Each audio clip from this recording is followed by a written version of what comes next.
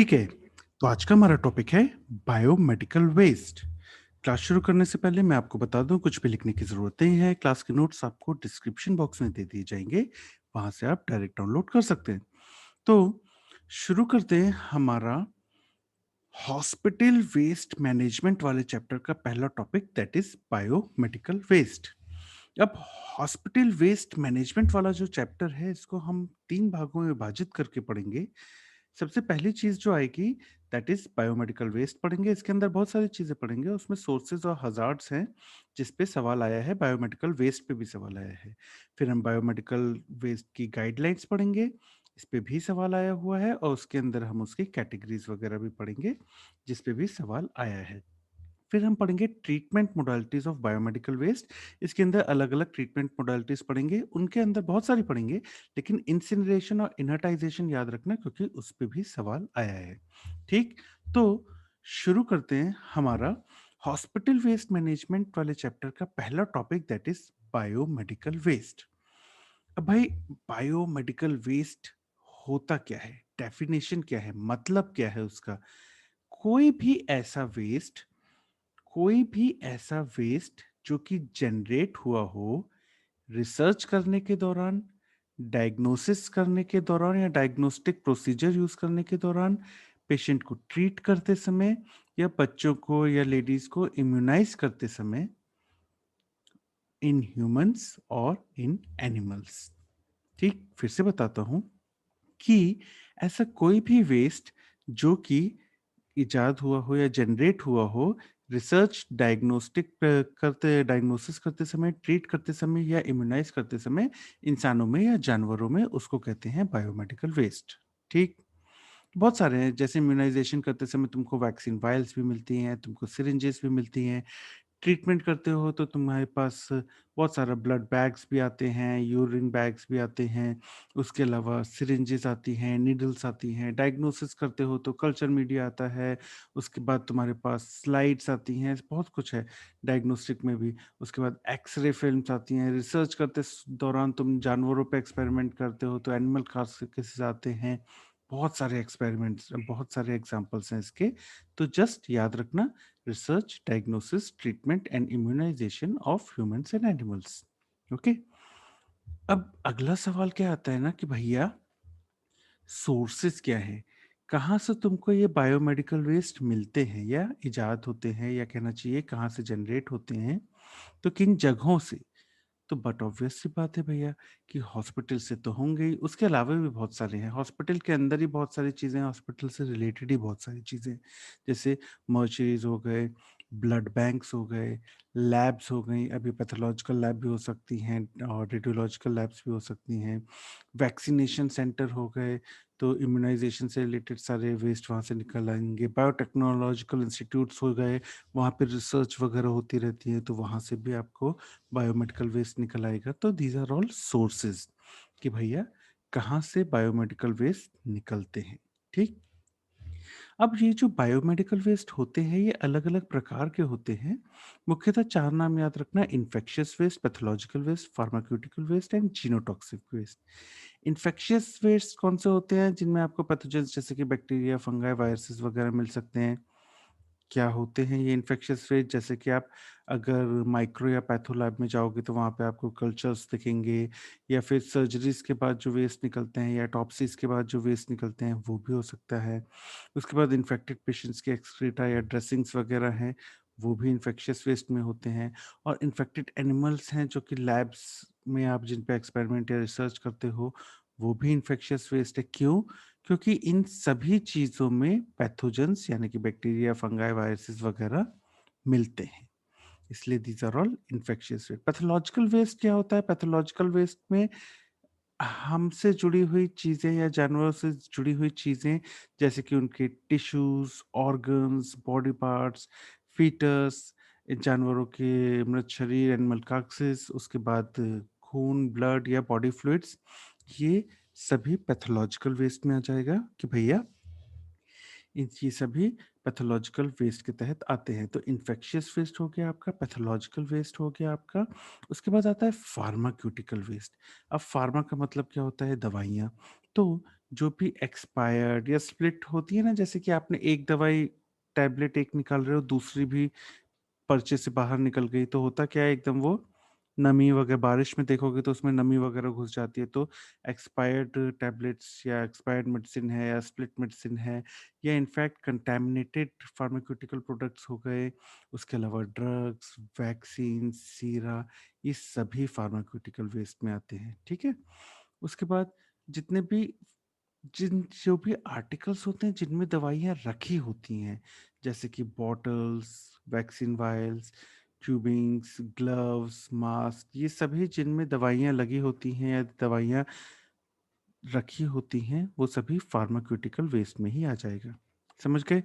तो expired, split या contaminated pharmaceutical products, drugs, vaccine, सीरा, उसके अलावा वो सभी आर्टिकल्स जो कि फार्मास्यूटिकल्स से रिलेटेड होते हैं, जैसे कि bottles, vials, tubings, gloves, mask, ये सभी कुछ फार्मास्यूटिकल वेस्ट में आ जाएगा। जीनोटॉक्सिक वेस्ट ना अलग ही होता है।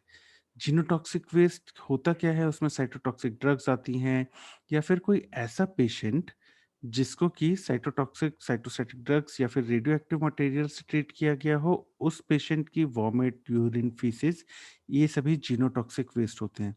जीनोटॉक्सिक वेस्ट ये क्रिटिकल चीज़ पता क्या होती है, कि पहली चीज़ तो कार्सिनोजेनिक प्रॉपर्टी होती है, टेरेटोजेनिक प्रॉपर्टी होती है, म्यूटेजेनिक प्रॉपर्टी होती है, यानी कि आगे जाके कैंसर भी करा सकते हैं, टेरेटोजेनिक इफेक्ट भी करा सकते हैं पेट पेट में जो बच्चा है उसमें। उसके अलावा म्यूटेजेनिक प्रॉपर्टीज भी होती है कि म्यूटेशन भी करा सकते हैं। तो जीनोटॉक्सिक वेस्ट भैया बहुत ही खतरनाक है। ठीक है, तो इसको याद रखना। तो टाइप्स ऑफ वेस्ट समझ के क्या होते हैं, इन्फेक्शियस, पहला हो गया इन्फेक्शियस वेस्ट जिसमें आपको पैथोजेंस वगैरह मिल जाएंगे। पैथोलॉजिकल वेस्ट जो कि हमें इंसानी पार्ट्स, टिश्यूज, ऑर्गन या जानवर के। फार्माक्यूटिकल वेस्ट यानी दवाइयों से रिलेटेड। जीनोटॉक्सिक वेस्ट यानी कि साइटोटॉक्सिक ड्रग या फिर रेडिएशन अगर किसी पेशेंट ने यूज़ किया है तो उनके यूरिन, फीसेस या वॉमिट वगैरह, इनमें प्रॉपर्टीज में म्यूटेजेनिक, टाइटोजेनिक और कार्सिनोजेनिक प्रॉपर्टी होती है। ठीक, तो भाई साहब ये तो हमने पढ़ लिया कि बायोमेडिकल वेस्ट किसको कहते हैं, यानी कि डेफिनेशन, कहाँ से निकलते हैं यानी कि सोर्सेज, और कितने तरह के होते हैं। ठीक, अब बायोमेडिकल वेस्ट में ये याद रखना, ये जो टाइप्स है ना, ये सिर्फ इन जनरल हमने डिवाइड किए हैं। जब हम कैटेगरीज देखेंगे बायोमेडिकल वेस्ट गाइडलाइंस के अगले टॉपिक में, उसमें पूरा ही अलग तरह से है। तो इसको जस्ट थ्योरी के लिए याद कर लेना कि भैया ये मुख्यतः 4 तरह के होते हैं, बहुत सारे तरह के होते हैं।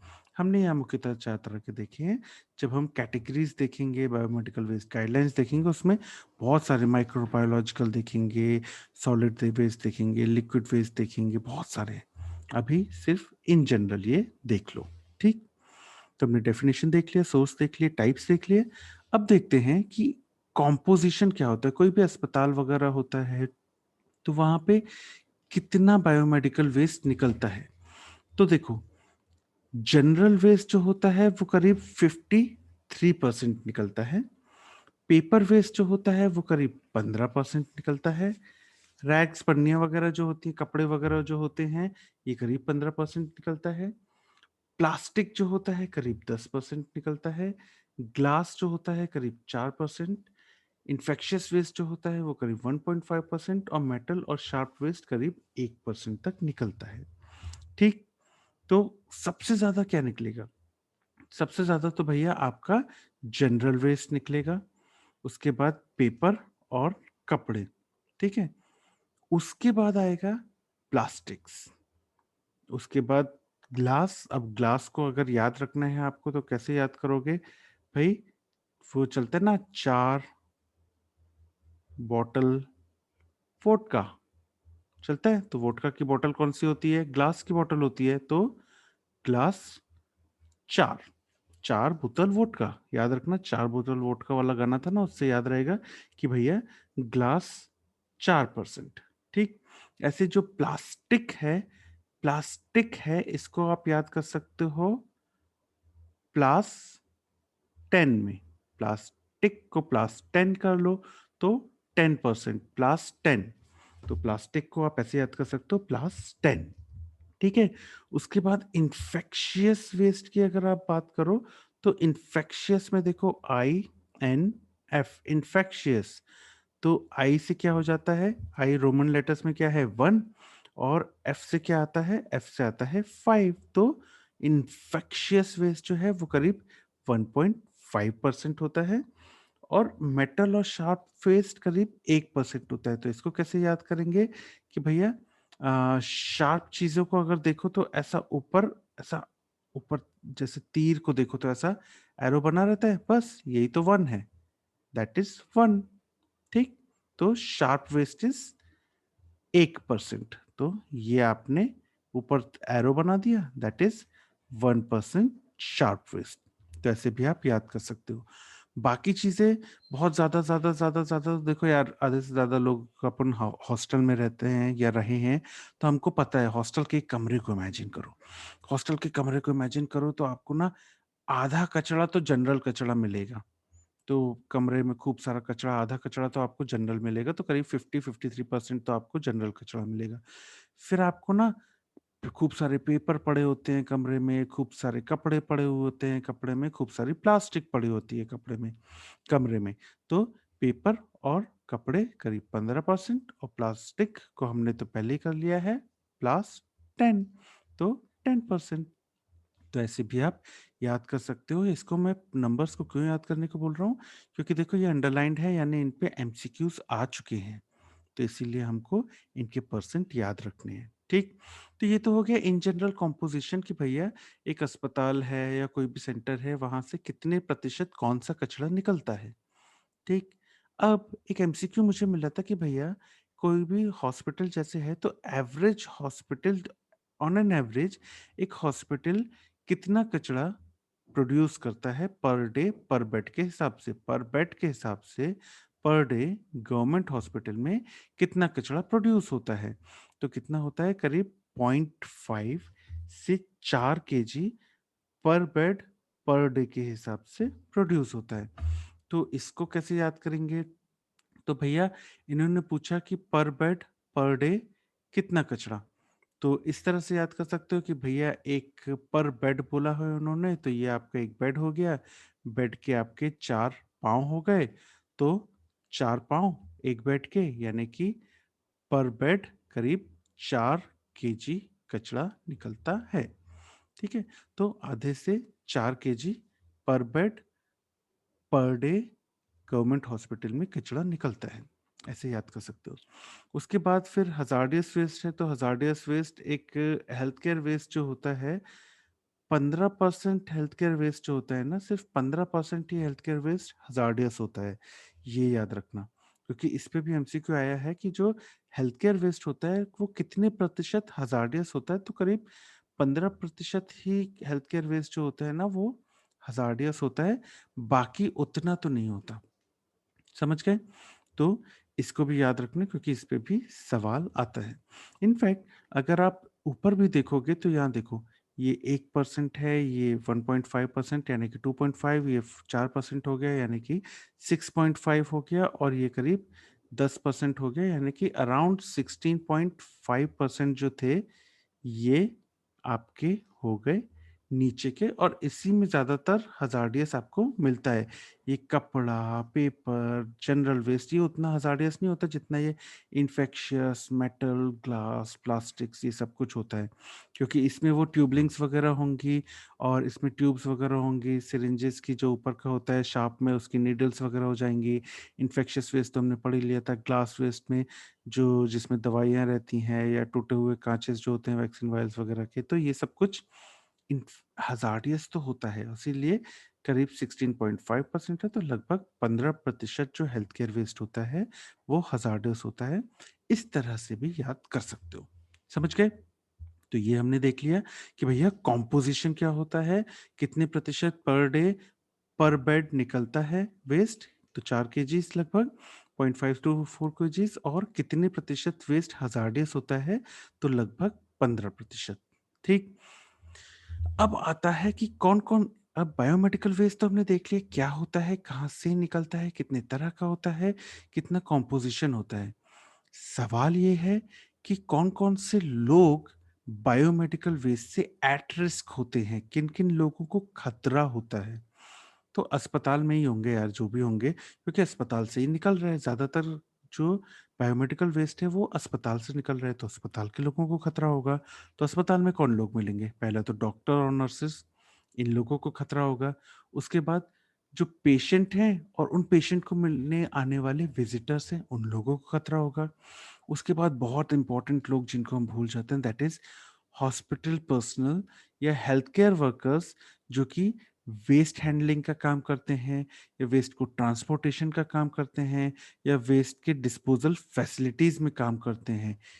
ये लोग जो होते हैं ना, ये लोग भी भयानक एट रिस्क होते हैं। तो ये याद रखना कि एट रिस्क में इन लोगों को मत भूलना, क्योंकि ये तो मुझे लगता है सबसे ज्यादा एट रिस्क में होते हैं। तो कौन-कौन हो गए?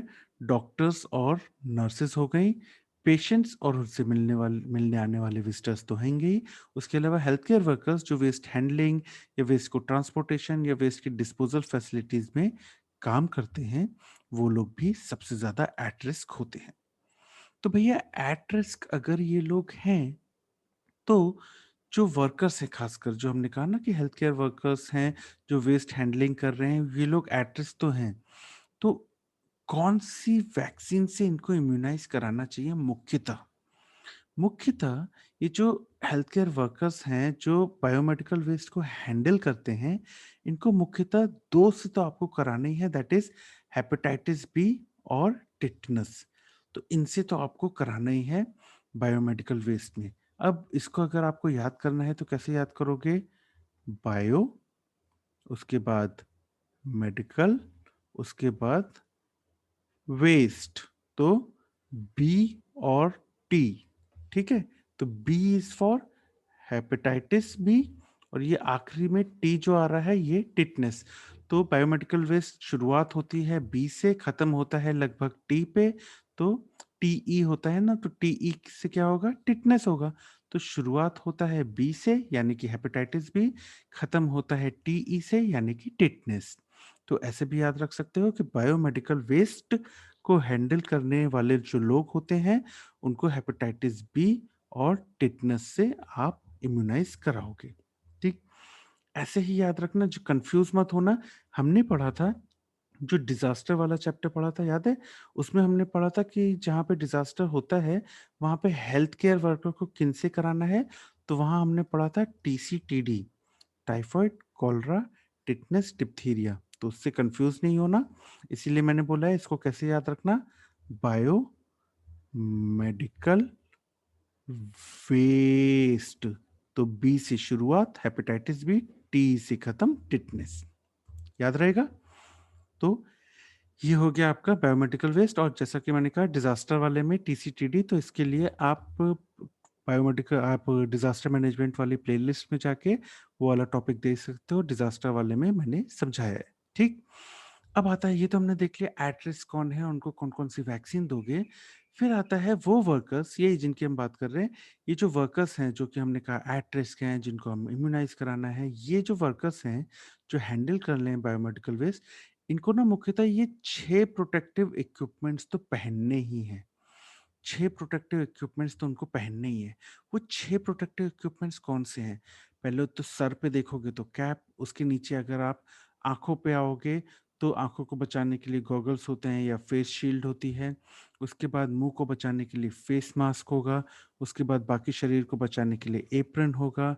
उसके बाद बचा हुआ हाथ बचा तो उसके लिए हेवी ड्यूटी रबर ग्लव्स होते हैं और पाँव बचा तो उसके लिए गम बूट होते हैं। समझ गए? तो ये आपका हो गया एक बंदा, पूरा का पूरा हेल्थ केयर वर्कर। तो ये हो गया उसका सर, ये हो गई उसकी आँखें, ये हो गया उसका मुँह। तो सबसे पहले उसका सर बचाओगे, तो सर बचाने के लिए सबसे पहली चीज़ कैप पहना दो, ठीक है? उसके बाद उसकी आँखें बचाओगे, तो आँखें बचाने के लिए उसको आप गॉगल्स दे दो या फेस शील्ड दे दो। उसके बाद मुँह बचाओगे आप, मुँह बचाने के लिए आप क्या करोगे? फेस मास्क दे दो। उसके बाद आप उसकी बॉडी को बचाओगे, बॉडी को बचाने के लिए आप क्या करा दोगे? उसको एप्रन पहना दोगे। उसके बाद बचा क्या? बचा आपका हाथ और पाँव। तो हाथ के लिए आप उसको ग्लव्स पहना दोगे और पाँव के लिए आप उसको बूट पहना दोगे। तो ये 6 चीज़ होती हैं जो कि आपको पूरी बॉडी की बॉडी बच जाएगी। तो ये 6 चीज़ कौन-कौन सी हैं यहाँ आपको दिख रही है। पहला हो गया आपका कैप, सेकंड हो गया आपका गॉगल, थर्ड हो गया आपका पूरा का पूरा एप्रन, फोर्थ थर्ड हो गया आपका मास्क, फोर्थ हो गया आपका एप्रन, फिफ्थ हो गया आपका ग्लव्स और सिक्स्थ हो गए आपके बूट। ठीक है? तो यहाँ भी देखो आप, तो ये उसने पूरा एप्रन पहना हुआ है, फेस शील्ड वगैरह पहनी है, मास्क वगैरह पहना है, गॉगल वगैरह पहना है, ग्लव्स वगैरह पहना है। यहाँ भी देखो तो मास्क पहना है, कैप पहनी हुई है, एप्रन पहना हुआ है, ग्लव्स पहना हुआ है, बूट पहना हुआ है। तो इन लोगों को एटलीस्ट ये 6 पीपीई बोलते हैं ना, जो पर्सनल प्रोटेक्टिव इक्विपमेंट, ये 6 चीज़ें तो इनको पहननी ही चाहिए। समझ गए? तो हमने क्या देख लिया? हमने बायोमेडिकल वेस्ट से एट रिस्क लोगों को देख लिया। हमने ये देख लिया कि भाई हेल्थ पर्सनल या वर्कर्स जो हैंडल करते हैं बायोमेडिकल वेस्ट को, वो बहुत ही रिस्क पे होते हैं, तो हमने उनको इम्यूनाइज़ किससे करा दिया? हेपेटाइटिस बी और टिटनेस से।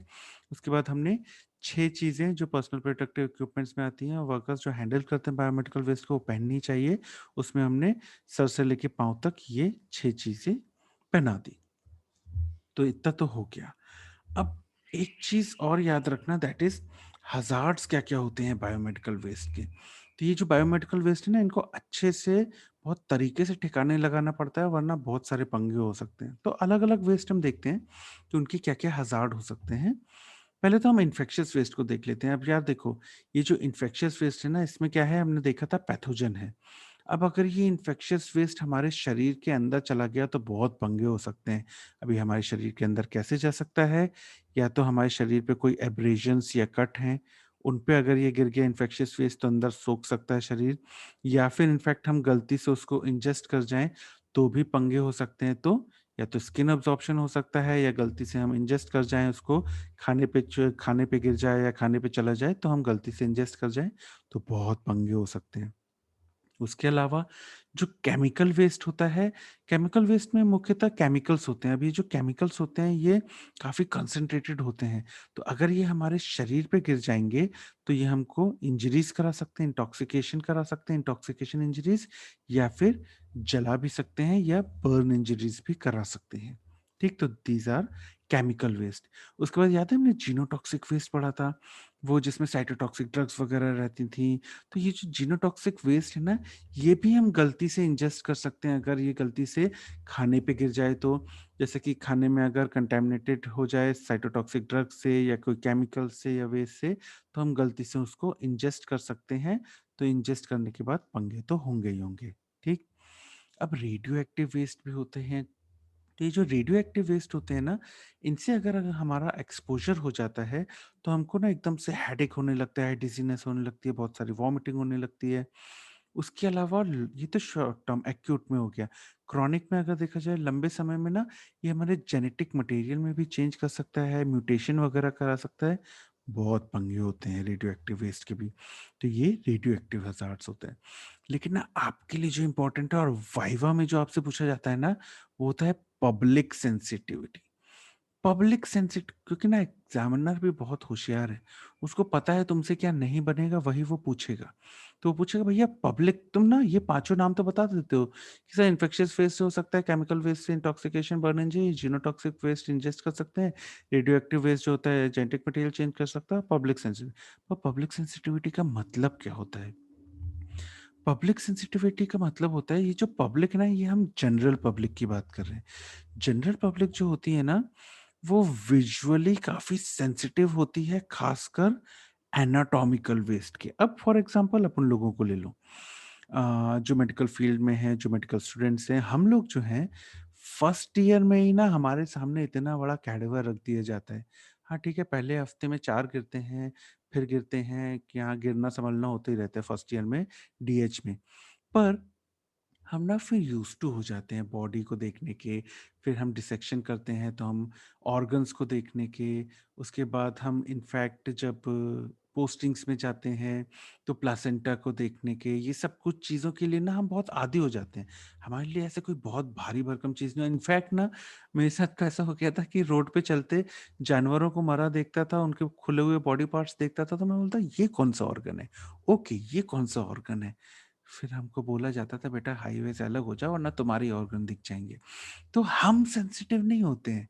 लेकिन जो जनरल पब्लिक है ना, अगर फॉर एग्ज़ाम्पल तुम इस जनरल पब्लिक के लिए डिलीवरी वगैरह हो गई है, प्लासेंटा जो होता है, प्लेसेंटा को तुम रोड पे डाल दो।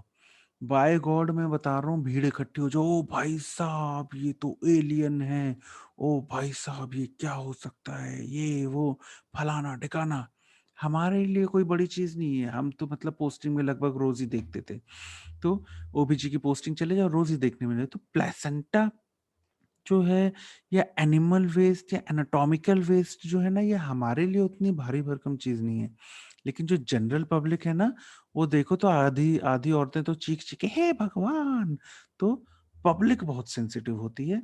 हम तो भैया फर्स्ट ईयर से ही इतने पहले जाते हैं कि हम इनसेंसिटिव हो जाते हैं एनाटॉमिकल वेस्ट के लिए, है ना। तो पब्लिक बहुत सेंसिटिव है, क्योंकि उनके लिए बहुत नई चीज होती है, उनके लिए बहुत अलग चीज होती है। तो अगर यही एनाटॉमिकल वेस्ट जो है, इनको ठीक से डिसइंफेक्ट करके, ट्रीट करके, डीबरेल वगैरह, या ठीक से ठिकाने नहीं लगाया जाए और ऐसे ही फेंक दिया जाए, तो पब्लिक बहुत सेंसिटिव है, तो उनके लिए खतरा हो सकता है। समझ गए? याद रखना, पब्लिक सेंसिटिविटी वाइवा में पूछा जाता है। तो ये हो गए आपके health hazards of biomedical waste. उसके बाद हम देख लेते हैं कि भैया ये जो बायोमेडिकल वेस्ट मैनेजमेंट पूरा संभाला जाता है, ये इंडिया में कौन संभालता है? तो इसकी मिनिस्ट्री कौन सी होती है? तो ministry of environment and forest. Actually इसका पूरा नाम जो है ना, वो है ministry of environment, forest and climate change, और उसका लोगो कुछ इस तरह का दिखता है। तो ministry of environment and forest, और लेजिस्लेशन के तहत किसमें आता है? अगर आपने ठीक से इसको फेंका नहीं, या ठीक से इसको ट्रीट नहीं किया, ठीक से इसको ठिकाने नहीं लगाया बायोमेडिकल वेस्ट को, तो section 6825 of environmental protection act, तभी तो एनवायरमेंटल प्रोटेक्शन एक्ट है, तभी तो एनवायरमेंट और फॉरेस्ट वाली मिनिस्ट्री इसको देख रही है। तो एनवायरमेंटल प्रोटेक्शन एक्ट 1986 में आया था, और बायोमेडिकल वेस्ट मैनेजमेंट रूल्स 1998 में जो आए थे। उसके बाद अभी ये गाइडलाइंस भी चेंज हो गई हैं, 2015 में हुई है शायद। ठीक। तो याद कैसे करेंगे इस पे? वाइवा में और एमसीक्यू भी आ सकता है कि भैया कौन सी मिनिस्ट्री के तहत आता है बायोमेडिकल वेस्ट। तो कैसे याद करेंगे? घूमने उमने गए हो मनाली शनाली, या आप लोग वहां गए होगे, जैसे मुझे बहुत अच्छा लगता है जब आप कोई वहां जाते हो, नेशनल फॉरेस्ट जाते हो, या फिर आप कहीं सतपुड़ा टाइगर रिजर्व चले जाओ। तो ऐसी जगहों पे जब आप जाते हो ना, आप जंगल में जाते हो, तो जंगल में कचरा फेंकना तो दूर, आप उतर भी नहीं सकते हो गाड़ी से। वो बहुत अच्छा होता है, पता क्यों? क्योंकि हम जंगल में जाते हैं, बढ़िया जंगल की खूबसूरती को देखते देखते क्या करते हैं, चिप्स खाया, फेंक दिया पैकेट, चॉकलेट खाई, फेंक दिया पैकेट, जूस पी रहे हैं, अपने को तो हेल्दी रख रहे हैं, जूस का पैकेट वहीं फेंक दिया। तो हम करते क्या हैं? हम वेस्ट को जंगल में फेंक देते हैं, और वहां का पूरा एनवायरनमेंट खराब कर देते हैं। तो इससे क्या समझ में आया?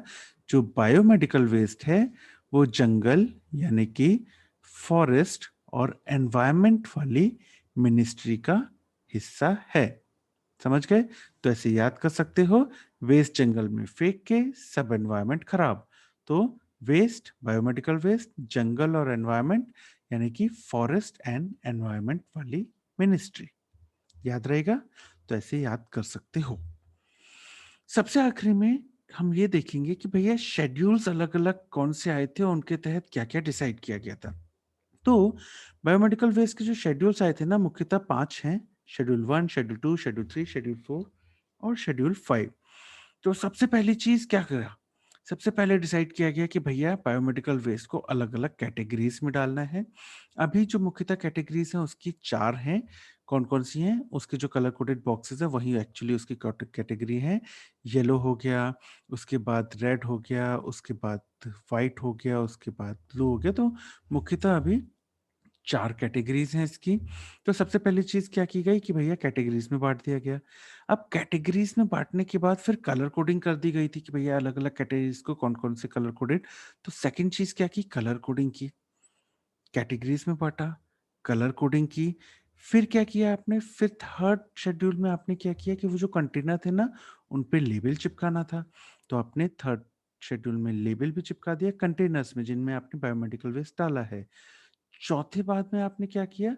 चौथे में आपने ये कंटेनर को जिन ट्रांसपोर्ट व्हीकल के थ्रू आपको ट्रांसपोर्ट करना है, उन ट्रांसपोर्ट व्हीकल में भी आपने लेबल चिपका दिए। और सबसे आखिरी में 5वें में आपने क्या किया कि ये जो कंटेनर है ये कहाँ जाएगा? ट्रीटमेंट मोडालिटीज़ की तरफ जाएगा, जहाँ पे इनको ट्रीट किया जाएगा और डिस्पोज़ किया जाएगा। तो 5वें में आपने ट्रीटमेंट एंड डिस्पोज़ल। तो क्या-क्या है? पहले में आपने कैटेगरीज़ में बाँटा, anatomical waste, pharmaceutical waste, microbiological waste. पहले तो इन्हीं कैटेगरीज़ में होता था ना, अब ये 4 बोल दिया गया है। तो पहला काम किया, कैटेगरीज़ में बाँटा, फिर उसके बाद आपने कलर कोडिंग डिसाइड की, फिर आपने कलर कोडेड बॉक्सेस तो बना दिए, अब उन बॉक्सेस पे आपको कुछ लेबल चिपकाना था, तो तीसरे में आपने बॉक्सेस पे लेबल चिपका दिए। अब इन बॉक्सेस को आपको ट्रांसपोर्ट करना था, तो वो जो ट्रांसपोर्ट व्हीकल था, उस ट्रांसपोर्ट व्हीकल पे भी आपने लेबल चिपका दिया। अब ये जो ट्रांसपोर्ट व्हीकल है, ये लेके जाएगा इनको ऐसी फैसिलिटीज़ पे जहाँ पे इस कचरे को ट्रीट करके डिस्पोज़ ऑफ किया जाएगा। तो 5वें में आपने स्टैंडर्ड्स सेट कर दिए कि भैया कैसे ट्रीट और डिस्पोज़ ऑफ करना है बायोमेडिकल वेस्ट को। तो ये एक कहानी के तौर पे याद रखोगे, तो शेड्यूल 1, 2, 3, 4, 5 याद रहेगा। पहले आपने कैटेगरी में बाँटा, फिर कलर कोडिंग की, उसके बाद लेबल चिपकाया। लेबल में भी आपने पहले लेबल चिपकाया कंटेनर में, उसके बाद आपने अगला बार लेबल चिपकाया ट्रांसपोर्ट व्हीकल में, और उसके बाद आपने ट्रीटमेंट और डिस्पोज़ करने की गाइडलाइंस या स्टैंडर्ड सेट किए। तो ये 5 शेड्यूल्स हैं बायोमेडिकल वेस्ट के। ठीक? तो बायोमेडिकल वेस्ट में इतनी चीज़ें तो आपको पता होनी चाहिए, इसकी कैटेगरीज़ और ट्रीटमेंट मोडालिटीज़ हम अगले टॉपिक में देखेंगे। तो अगर मैं बात करूँ सवाल की, तो भैया थ्योरी एग्ज़ाम में कभी-कभी आ जाने वाला क्वेश्चन है। तो थ्योरी एग्ज़ाम में आपसे पूछा जाता है कि भाई शॉर्ट नोट बताओ बायोमेडिकल वेस्ट पे, या फिर आपसे पूछ लिया जाता है कि भाई हज़ार्ड क्या-क्या होते हैं बायोमेडिकल वेस्ट के। तो आपको वो जो हमने हज़ार्ड पढ़े थे वो भी बताते आना चाहिए। और एक बार ना वेरी शॉर्ट नोट में आया था कि भैया सोर्सेज़ बता दो बायोमेडिकल वेस्ट के, तो ये भी आपको बताते आना चाहिए। तो ये तो हो गया थ्योरी एग्जाम। अगर मैं बात करूँ वाइवा की, तो सीधा-सीधा पूछ लिया जाता है भैया डेफिनिशन बता दो बायोमेडिकल वेस्ट की। तो वही रिसर्च, डायग्नोसिस, ट्रीटमेंट और इम्यूनाइज़ेशन। अगली चीज़ जो आपसे वाइवा के तहत पूछी जाती है ना, वो होती है कि भैया सबसे ज़्यादा जो कॉम्पोज़िशन है वो किस चीज़ का होता है? तो सबसे ज़्यादा तो भैया हमने देखा ही था कि सबसे ज़्यादा कॉम्पोज़िशन जनरल वेस्ट का होता है, करीब 50% तो वही होता है। उसके बाद वाइवा में जो पूछा जाता है वो होता है कि एट रिस्क कौन लोग हैं, और उसमें भी हेल्थ पर्सनल या वर्कर्स हैंडलिंग बायोमेडिकल वेस्ट को क्या टीका लगवाओगे या वैक्सीन लगवाओगे, तो हेपेटाइटिस बी और टिटनेस। और यही जो वर्कर्स हैं उनको पीपीई किट जो बोलते हैं ना अपन, या पर्सनल प्रोटेक्टिव इक्विपमेंट, उनमें क्या क्या चीज़ें पहनानी चाहिए। तो ये 6 चीज़ें तो आपको पहनाते या बोलते आना चाहिए। ठीक? उसके बाद वाइवा में आपसे पूछ लिया जाता है हेल्थ हज़ार्ड, चलो बता दो। इनफैक्ट ये जो हेल्थ हज़ार्ड है इस पे भी वेरी शॉर्ट नोट आता है। वाइवा में आपसे पब्लिक सेंसिटिविटी पूछ लिया जाता है कि भैया इसको समझा दो कि इसका मतलब क्या होता है। वाइवा का एक और क्वेश्चन है कि कौन-सी मिनिस्ट्री के तहत आता है, और वाइवा में पूछ लिया जाता है कि जो शेड्यूल्स आए थे 1 first, second, third, fourth, fifth, इसके तहत क्या-क्या चीज़ें की गई थी। तो ये तो हो गए आपके वाइवा। अगर मैं बात करूँ एमसीक्यूज़ की, तो जितने भी अंडरलाइन पार्ट मिलेंगे आपको हमारी नोट्स और स्लाइड्स में, वो सभी पीजी एंट्रेंस एग्ज़ाम में पूछे गए एमसीक्यूज़ हैं, जो आ चुके हैं या फिर जो आ सकते हैं। तो एक एमसीक्यू तो मेरे को ये मिला था कि पैथोलॉजिकल वेस्ट में क्या-क्या चीज़ें आती हैं, तो फीटस और बॉडी फ्लूइड्स पे एमसीक्यू मेरे को मिल चुका है, तो ये याद रखना। उसके बाद इस पे तो भाई साहब बहुत एमसीक्यू आते हैं कि कंपोजिशन ऑफ बायोमेडिकल वेस्ट में पेपर कितने प्रतिशत, प्लास्टिक कितने प्रतिशत, ग्लास कितने प्रतिशत, मेटल कितने प्रतिशत, इन पे एमसीक्यू आ चुका है, बाकी पे आ सकता है।